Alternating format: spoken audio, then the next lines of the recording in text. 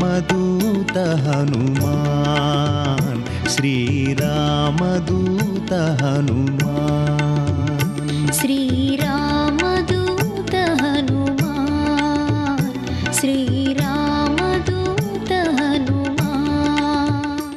మహర్షి భలే చమత్కారంగా మాట్లాడతారు. ఆయన అన్నారు, సకల్ప వృక్ష ప్రతిమో వసంత యువమూర్తిమాన్, శ్మశాన చైత్య ప్రతిమో భూషితోపి భయంకర అన్నారు. ఆయన అలంకారాలు చూస్తే నిద్రపోయి లేచినా సరే చేతిలో చెరుకు విల్లు లేనటువంటి మన్మధుడిలా ఉన్నట్ట, నడిచి వస్తున్నటువంటి వసంత ఋతువులా ఉన్నట్ట, కదిలి వెళ్ళిపోతున్న కల్పవృక్షంలా ఉన్నట్ట. ఇక్కడ వరకు బాగా చెప్పారు.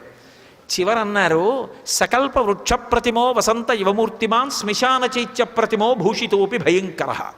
ఆవిడ అందుకని వ్రీడితాం దుఃఖ సంతప్తాం పరిమ్లానాం తపస్వినీం గ్రహాణాంగారకేణేవ పీడితా వివరోహిణీం అన్నారు మహర్షి. అలా సర్దు కూర్చుంది.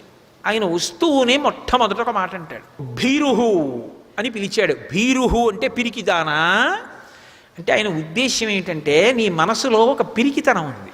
స్వధర్మో రక్షసాం భీరు సర్వధైవన సంచయ గమనం వా పరస్త్రీణాం హరణం సంప్రమధ్యమా. రాముడు ధర్మాత్ముడు అంటుంటావే సీత, నేను కాదా ధర్మాత్ముణ్ణి? నేనెంతటి ధర్మాత్ముణ్ణి? రాక్షసులకి ధర్మం ఏమిటి? పరుల యొక్క భార్య అని చూడకుండా అపహరించి తీసుకురావాలి. నీ చేశానా లేదా? నేను ధర్మాత్ముణ్ణి కాను.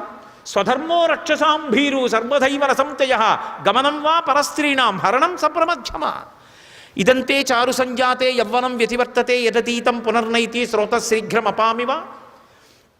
సీత, బెట్టు చేస్తున్నావు, నేను ఇంతలా బ్రతిమాలుతుంటే ఇలాగే నువ్వు కూర్చుంటే యవ్వనం ఉండిపోతుంది అనుకుంటున్నావా? యవ్వనం ప్రవహిస్తున్నటువంటి నది లాంటిది, ముందుకెళ్ళాక ఇక వెనక్కి రాదు. కాలములో యవ్వనం పోతే రాముడు ఎలుకోడు, నేను ఎలుకోడు, వృద్ధురాలివై మిగిలిపోతావు. ఎంత దారుణమైన మాటలు మాట్లాడతాడో. తల్లి ఎంత బాధపడుతుంది ఈ మాటలు విని. అందుకే తన పాపాన్ని తాను వండుకున్నాడు మాటల చేత.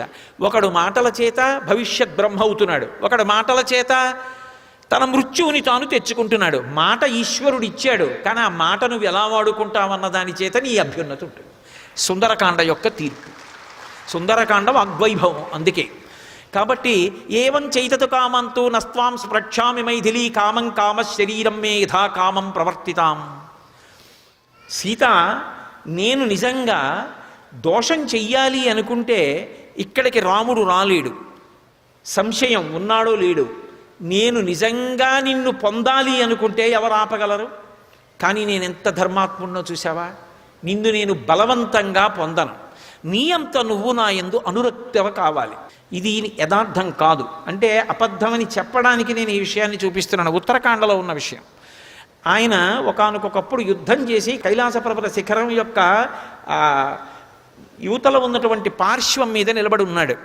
రంభ అలంకారం చేసుకుని వెడుతోంది. ఆయన దుర్బుద్ధి అటువంటిది. చటుక్కని రంభ చెయ్యి పట్టుకున్నాడు. పట్టుకుంటే ఆవిడంది, యుక్తాయుక్త విచక్షణ లేదా? నేను నీ కోడలనంది. నువ్వు నాకు ఎలా కోడలని అడిగాడు. నీకు అన్నగారు కుబేరుడు, మీ ఇద్దరూ విశ్రవసోబ్రహ్మ యొక్క కుమారులు. ఆయన పేరే వైశ్రవణుడు. నేను ఆయన కుమారుడైన నలకూబరుని యొక్క భార్యని, కాబట్టి నేను నీకు కోడల్ని. కోడల పట్ల కామంతో ఉండొచ్చా? ఇంతకన్నా సర్వనాశనం అవ్వడానికి వేరు కారణం ఉంటుందా అని అడిగింది. నువ్వు అప్సర స్త్రీవి, నీకు భర్తృత్వం ఏమిటి, నీకు ఒక భర్త ఏమిటి అని బలవంతంగా అనుభవించాడు ఆవిడ. ఆవిడ వెళ్ళి నలకూబరుడికి చెప్పింది. నలకూబరుడు వెంటనే శాపం ఇచ్చాడు. ఇక పైన నీ యందు అనురక్త కాని స్త్రీని నువ్వు అనుభవిస్తే నీ తల 7 వ్రక్కలైపోతుందని. అందుకు సీతమ్మ జోలికి వెళ్ళాడు. కట్టుబాటు ముందే జరిగిపోయింది అక్కడ.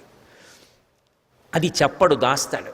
దాచి ఏవం చైతతు కామంతు నత్వాం స్పృక్షామి మైథిలీ కామం కామ శరీరం మే యథాకామం ప్రవర్తితాం ఏకవేణీ ధరాశయ్యాం ధ్యానం మరిణమంబరం మస్థానే ఉపవాసస్యా నైతా నౌపైకానితే. ఎందుకు ఒంటి జడ వేసుకుంటావు? ఎందుకు భూమి మీద పడుకుంటావు? అవన్నీ ఆవిడ పరమ పవిత్రంగా భర్త పక్కన లేనప్పుడు ఇంకొకలా ఉండకూడదని ఆచరిస్తున్నటువంటి నియమాలు. పరమధర్మాత్మురాలు, పరమపతివ్రత. ఏకవేణీ ధరాశయ్యాం ధ్యానం మలినమంబరం. ఎప్పుడూ ఏదో ఆలోచిస్తుంటావు, ధ్యానం చేస్తావు, మట్టి బట్ట కట్టుకుంటావు. ఎన్ని పట్టుబట్టలున్నాయి నేను ఎత్తుకొచ్చినవి. చక్కగా పట్టుబట్ట కట్టుకోవచ్చుగా.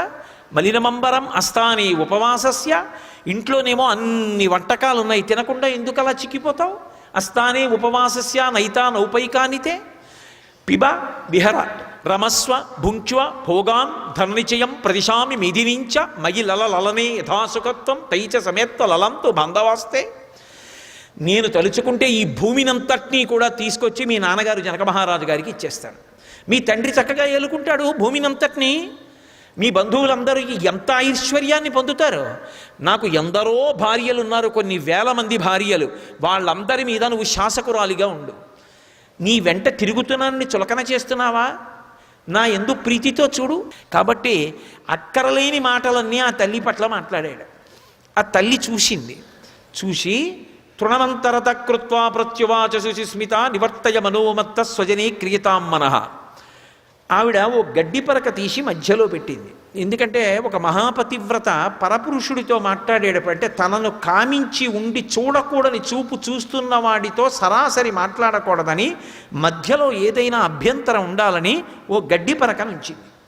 కాబట్టి తృణమంతరత కృత్వ, కేవలం గడ్డి పరక నుంచింది అంటే అక్కడ గడ్డి పరకే ఉంటుంది తప్ప కాస్త మట్టి ఉండదా, ఓ రాయి ఉండదా, ఏముండవా? గడ్డి పరక ఒకటే ఉంటుందా? గడ్డి పరక ఉంటే మట్టి ఉండదు.